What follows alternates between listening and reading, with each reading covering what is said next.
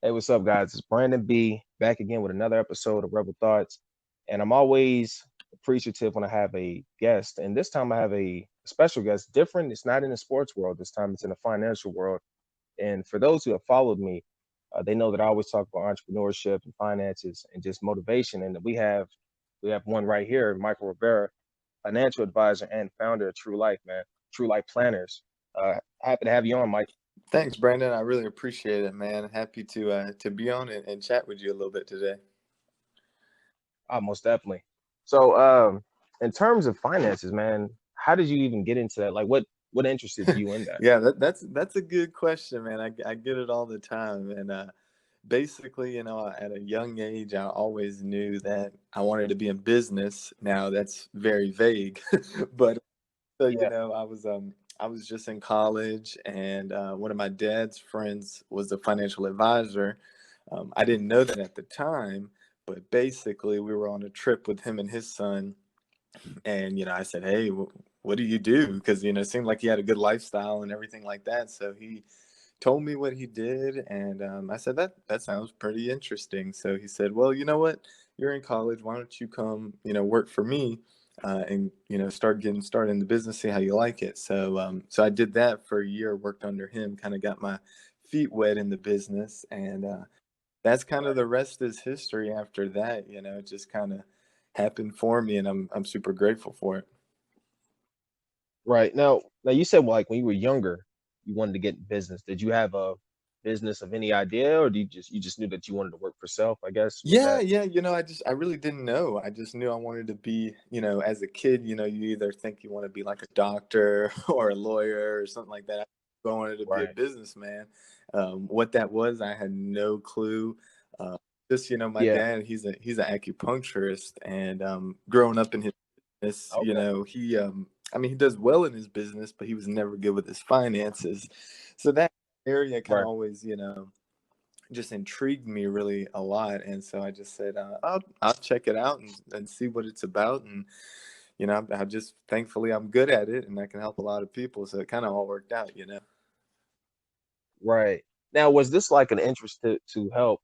Because you said your father kind of struggled with his a little bit. Was this kind of like an interest to help others, or did it start off kind of with, like you said, just starting off seeing your household and how this could directly affect you? Yeah, yeah. I mean, obviously, a little bit of both. I mean, brutally, we all want to Uh, make money. We all want to do well in the world.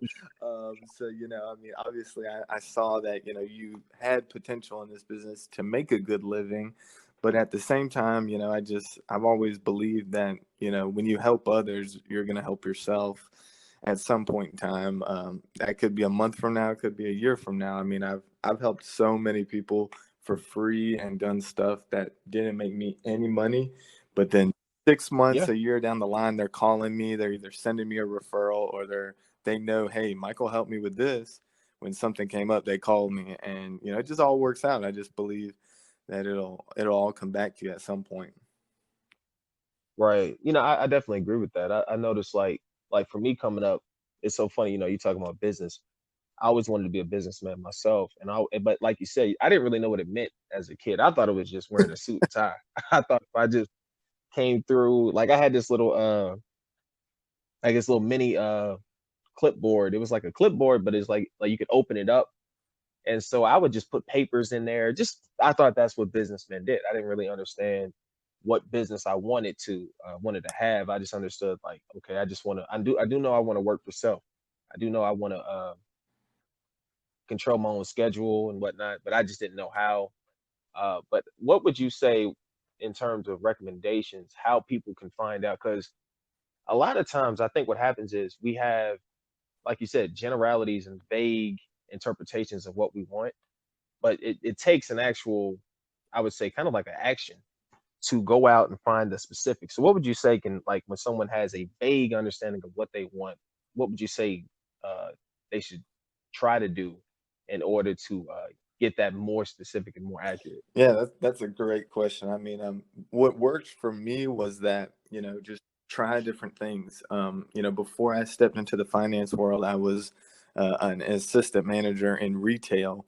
And if you've ever worked in retail, you know that no matter if you're a manager or an associate, whatever you want to call it, you wear a lot of hats. You do a lot of, Oh, hey, definitely. I worked at yeah. Walmart, so Care if you're the head manager, you're going to wear a lot of hats. You're going to do a lot of things. So doing that just helped me a lot to see where I wanted to go, where I wanted to be. Tell you, like, mhm, I really appreciate that experience, even though sometimes it wasn't what I had wanted at the time. But looking mhm, back, I'm like, I learned so much. If I wouldn't have done that, I wouldn't know where I wanted to go today. And just, the other thing for me that really helped me was I interviewed at like tons of different jobs, different sectors and stuff like that when I was getting out of college, mhm, and just seeing what was out there and seeing what I would like. And even though I didn't work for them, going through the process and seeing their day to day, I kind of said, oh, no, don't want to do that. Don't want to do that. Maybe want to right, do that. yeah, I mean, I'm about 4 years into the financial business, but not saying it could be a year from now, I could completely be out of it. I'm always open to it, but I think just trying stuff out and not being afraid to, take a job, even if, you don't necessarily think you'll want it, just to see where it'll take you and see what you can learn from it, basically. mhm. I agree with that. The thing is, like, for me, one thing I started noticing for myself, and it sounds like you kinda went through the same thing, is that, you don't always look on, "Is this the perfect situation?" Just, "Is it improving my situation?" As a whole, and, I know for me, man, I was always stagnant at times in life because I always had this concept of, if it's not a certain amount of pay, if it's not a certain job, if it's not a certain level, like you said, maybe you don't want it per se, as in it's not ideal, but maybe it's still a step in the right direction. And so, but moving on to true life planners, what made you want to start that, like, specifically? Because obviously, I mean, and you started that this year, Yeah, correct? yeah. I started that about 4 months ago. Well, Yeah, I've been working on it for, how all that goes. You work on it for a long yeah, time for before sure. you launch it. So just kind of been launched like 3 or 4 months, really. Right. And how, like, what's the day to day? What's your day to day look like when you Yeah, do that? so obviously I'm still doing my financial advising, so I kind of split it up in between. Thankfully, both of them allow me to create my own schedule, which, always is a blessing and a curse. You gotta you gotta put in the time, you gotta make sure that you're Most definitely. doing what you need to do basically to make it. And basically, the financial advising, I was, helping people to plan financially and looking at their money and things like that. But the big thing for me when with all my clients is, before I do anything, I get to know them as a person. And I'm super big, as you know, just like me and you, big on building relationships. And Mhm. thankfully I become friends with a lot of my clients. So doing that, I saw, man, people need help in a lot of other areas. And being on LinkedIn, I just figured, hey, let me see what I'm really good at that I can help people with. And that's how I made True Life Planners. I just kind of picked the three things that I thought that I was really good at and that I could give back to help others do the same thing. I didn't want to pick something that would just generate money and that, wasn't, or something that I wasn't very good at, you know, wanted to make Mhm. sure that it was something that I could really add value to other people, based on my past experiences. So, like I said earlier, interviewing, I was super good at interviewing, and thankfully that led into negotiation. Going back to that retail job I had, one of my main jobs there was to negotiate deals. We would buy stuff for resale, and obviously you gotta negotiate those things, especially when it's large quantities. So, Right. it just basically, I learned a lot of skills, and, always wanting to plan stuff out. That led into the life planning part of it too. So, that's kind of just Right. where I really got the idea from, just trying to help people and in things that I was good at. Right. Now, the thing is, now for those who don't follow Michael on LinkedIn, I feel like he's become somewhat of the interview guru, the interview master. And so, I mean, how many interviews have you had, man? Because you have a very well in depth, I would say well detailed, and you articulated very well in terms of the process of an interview, in terms of the process of negotiation. And so, just what about that experience? What have you learned specifically about interviews? Because, like I said, I'm a fan of it, fan of I your mindset. appreciate that. I appreciate that. Yeah, basically, I mean, I mean, like I said before, I went through any interview that I could. I mean, if you count all the phone, video, and in-person interviews, probably 50, 60 plus, somewhere in that range. Yeah, I still get calls all the time to do phone interviews, all the time. I'm not even looking for a job, but I guess, in the financial industry, you have certain licenses. And so it's very specific, and they're always looking for those people. So, but basically, what I learned is that you can't be afraid to ask questions, because what people fail to forget is that you're not just being interviewed, you're interviewing that company. Because and exactly. it's so simple, but we all forget about it, and I've forgotten about it before. And that's why, doing so many interviews, I learned each time what I missed, what I could have done better. And thankfully, just continuing that, I just was able to keep getting to a better level where I was just more confident when I walked in there. You want to be at your highest level of confidence and know, hey, I'm going to say what I want to say. I'm going to ask what I want to ask. If Mhm. they don't like it, then I'll just move on to the next one. There's other opportunities out there. Sometimes we get really stuck on, oh, I really, really want this job. And, if it's not a right fit, it's just not a right fit. Right. And that's very good, man. I think because my dad always tells me, never do business from a point of weakness. And so basically, he's basically saying that when you approach any business deal, you have the mindset that you are of value at the same time. And so if you're going to get interviewed by someone like you said, I mean, for one, it takes confidence in yourself to even, because it's not just understanding, it's also like, okay, I got to have confidence in myself to understand that, okay, they actually had to impress me too.